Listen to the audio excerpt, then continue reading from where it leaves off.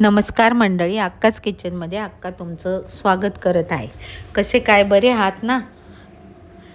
आज आपण छानपैकी पालक पनीरची भाजी करणार आहोत। त्यासाठी मस्त छानपैकी पालक घेतलाय, गावठी पालक घेतलाय। मस्त छान बाजारातनं आणला तो हिरवागार बघून।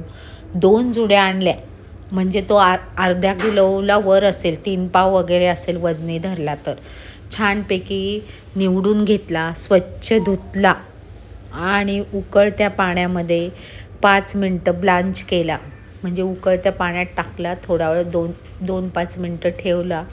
मग छान बर्फाचं पाणी घेतलं, बर्फाचे खडे पण टाकले त्याच्यात। मस्त थंड पाण्यात उकळलेला पालक टाकला, म्हणजे छान हिरवागार कलर पण राहतो आणि छान थंड झाल्यानंतर लगेच मिक्सरला आपल्याला ग्रेव्ही पण करता येते त्याची। छान पिळून घेतला, मिक्सरमध्ये टाकला, छानपैकी त्याची ग्रेव्ही करण्यासाठी घेतला। छान ग्रेव्ही केली मिक्सरला त्याची। आणि मग त्याची छान कांदा कापून घेतला, लसूण सोलून छानपैकी बारीक चिरला, आलं किसून घेतलं, पालक प्युरी करून घेतली, पनीर कापून ठेवले बाजूला। छानपैकी पनीर ताजं मिळालं, छान पनीर होतं। आणि पालक पनीरची भाजी खूप छान लागते, रोट्यांबरोबर, पोळीबरोबर, भाताबरोबर सुद्धा पालक पनीर खातात। छानपैकी कढई गरम केली, त्यात बटर टाकलं, बटर आणि तूप दोन्ही मिक्स टाकलं, म्हणजे फोडणी छान बसेल असं। मग त्यामध्ये जिरे टाकले, बटर छानपैकी मेल्ट झाल्यानंतर त्यामध्ये फोडणीमध्ये जिरे टाकले।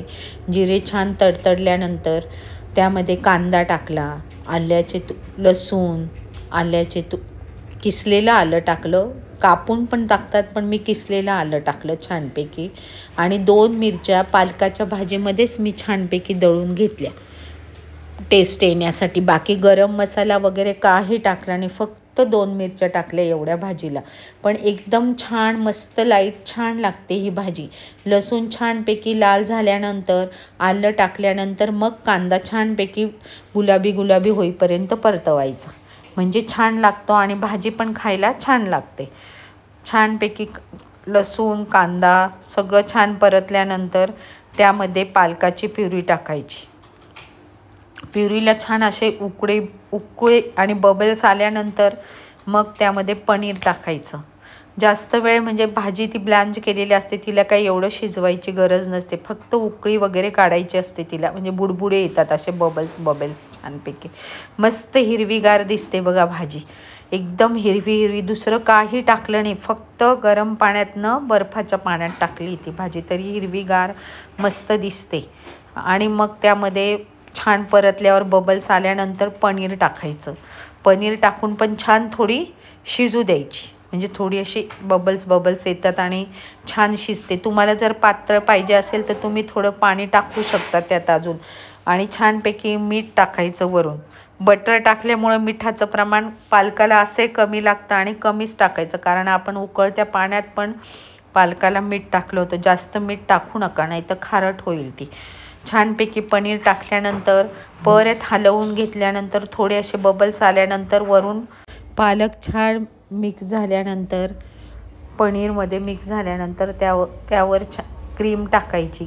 ही क्रीमसुद्धा मी घरीच बनवलेली आहे। छानपैकी भाजी तयार झाली, त्यावर मस्तपैकी बटर टाकायचं आणि आपली भाजी फुलक्यांबरोबर खायला तयार। अशा प्रकारे पालकाची पनीर ही रेसिपी तुम्ही नक्की करून बघा। मस्त खा, मस्त राहा। माझ्या चॅनलला लाईक करा, सबस्क्राईब